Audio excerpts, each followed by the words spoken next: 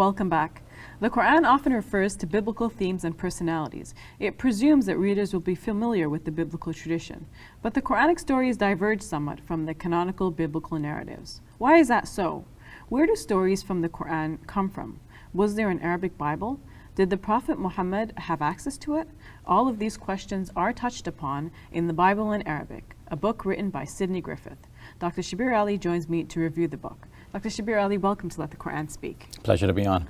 Now, when did the Bible get translated into Arabic? Was it before the Prophet Muhammad? Was it afterwards? What does Sidney Griffith say? According to him, there were translations done on the spot orally in the time of the Prophet Muhammad, peace be upon him, and even before him. But written translations of the Bible in Arabic emerged in the late 7th century, early 8th century, and that is after the preaching of the Prophet Muhammad, after he had come and lived and died. Mm-hmm. So initially the Bible was in what language before it was translated into Arabic? Well, according to him, the Bible obviously was available to begin with in the Hebrew language for the Old Testament and other languages besides, and the Greek for the New Testament.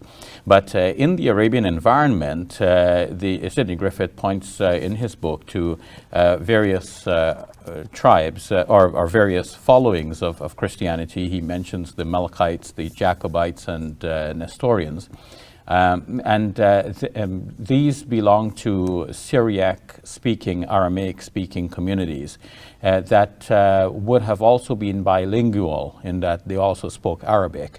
And obviously there would have been some who knew Arabic but not the other languages. So what would have happened in those circumstances is that Christian liturgy would have been carried out with readings from the scriptures in the Syriac language, but it's not necessarily the Bible that is being read, but it will be some liturgical materials that could include some passages from the Bible, interpretations of those passages, and they're all presented as a whole.